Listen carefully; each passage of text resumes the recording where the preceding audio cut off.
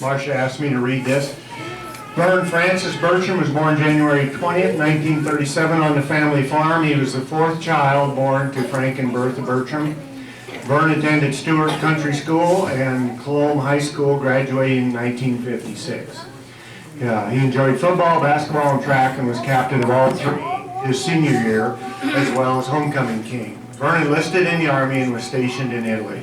Vern was always busy and worked at various jobs during his life, some of which included farming, trucking, harvesting, and working at Simplot. He loved being around people and having fun. Vern has 5 children: Lori, Rick, Tennille, Brandon, and Tiana, 11 grandchildren, and 2 great-grandsons. Vern passed away March 6, 2010 in Colome. Vern's son, Rick, wrote this tribute. It's hard to know where to even start. It's like searching through a lifetime for one memory that stands out, when in reality it is so many memories that make up a lifetime. It's the time that Dad worked at the filling station. He would bring me a pack of blackjack gum once a week. When day after day he would hide behind the curtains and jump out when we came home, and he always acted surprised.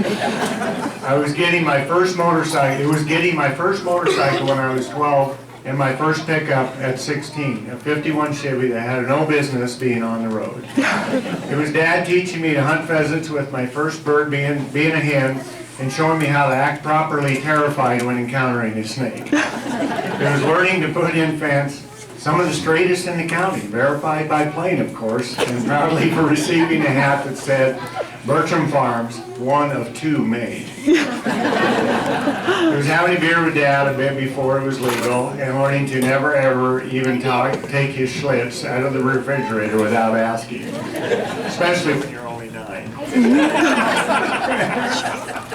It was having the privilege once a year to jump into a motor home after Friday night football and traveling to Lincoln to see the Cornhuskers play, and having Dad proudly display my number 7 on the back of his winter quarterback club jacket during the state high school football championship.